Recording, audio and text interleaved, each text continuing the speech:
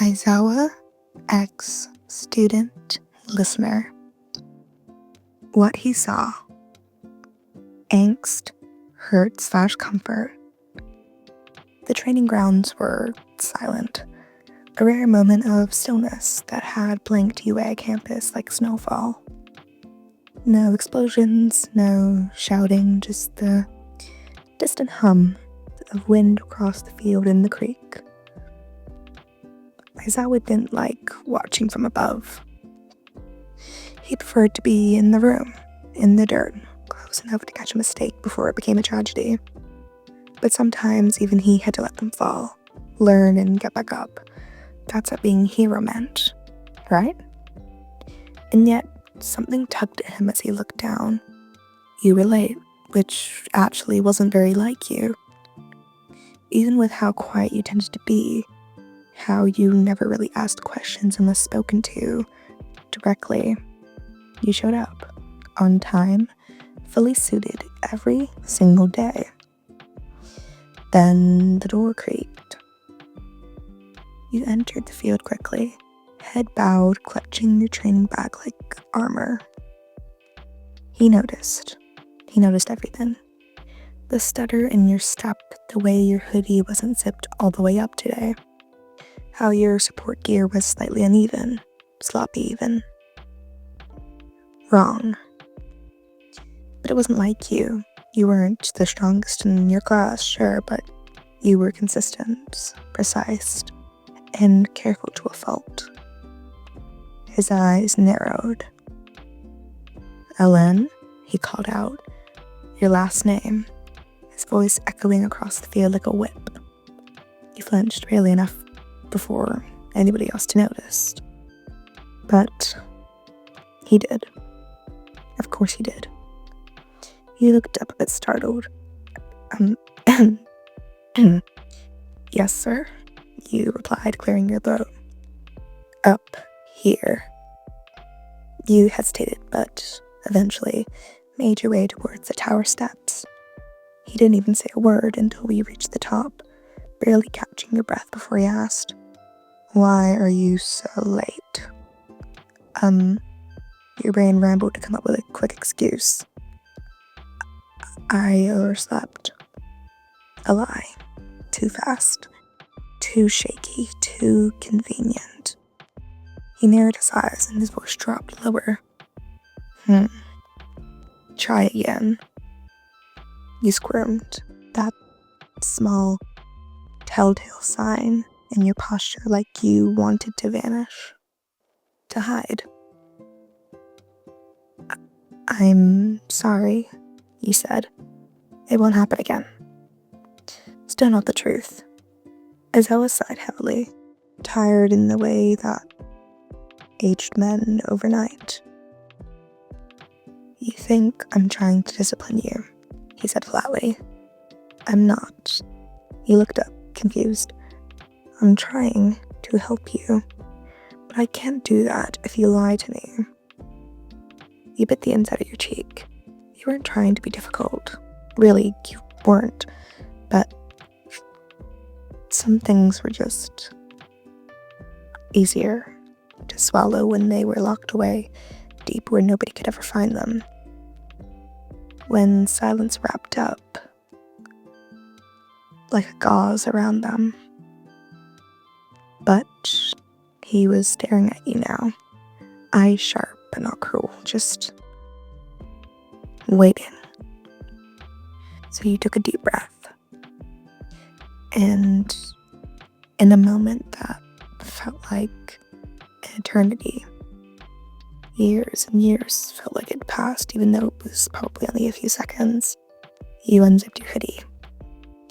His blank expression didn't change, not when he saw the marks, not when his eyes flickered down to your arms, cross-hatched, some fresh, some fading, others barely even scars anymore, but still stories. He didn't look horrified. He didn't look angry. He just looked tired. Tired in a way that said he'd seen it before. Maybe on a comrade, maybe in the mirror, maybe in a student who wasn't around anymore. Your voice was small, quiet. I'm not doing it to die. You're in pain, he said, cutting you off. But it wasn't sharp, it wasn't cruel, it was just quiet. Heavy. You nodded, slowly, your head shifting as your eyes stung. He leaned against the railing, arms crossed. "You didn't tell anyone?" he asked, questioning. You shook your head. "Of course not." "You didn't think anybody would care?" he asked again. Another nod came from you as an answer, a silent one, but an answer nonetheless. He sighed, that old man sigh, like a father that was tired of his children. "I do." You looked at him, eyes wide. "I care if you're showing up to class with scars I didn't see yesterday. I care if you're hiding pain behind punctuality. I care because you're my student and because you matter, whether you seem to believe that or not right now." The tears in your eyes finally fell. Quiet, embarrassed, you quickly turned away, pressing your sleeve to your face. "I'm sorry," you sobbed out. He looked at you again. "You don't need to be sorry.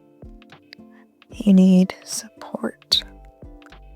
He stood beside you now, not touching, not hovering, just present, grounding. "Therapy is mandatory for first years, but I can put you in touch with someone better suited for this kind of thing. For someone who actually will listen to you." He nodded shakily. "Do your parents know?" he asked. You hesitated, then, "No," you answered. He didn't push. "You're strong," he said instead. "I know that this word gets thrown around a lot, but this," he gestured gently towards your arms, "this doesn't make you weak, and neither does needing help." "Thank you, sir," you said. He nodded once. "You're not in trouble, but you're not training today." "What?" you asked. "You're taking the rest of the day off," he said firmly. "Go to recovery, girl. Get a physical record started. From there, we'll set up the steps." You wanted to argue, to say that you were fine, to say you could push through, but maybe pushing through was what actually got you here in the first place. So you nodded. As you turned to leave, he called after you. "Ellen." He looked over your shoulder. His eyes were tired but steady as usual. "I'm proud of you." You blinked, startled. No one had said that to you in a very long time, if ever. You didn't respond. You couldn't, not when the lump in your throat was so present. But he didn't need you to. The slight lift of your shoulders was enough. And when you walked back across the training field, head a little bit higher, hoodie zipped up again, he didn't watch your scars. He watched you. Still standing, still here, still worth saving. Always. The end.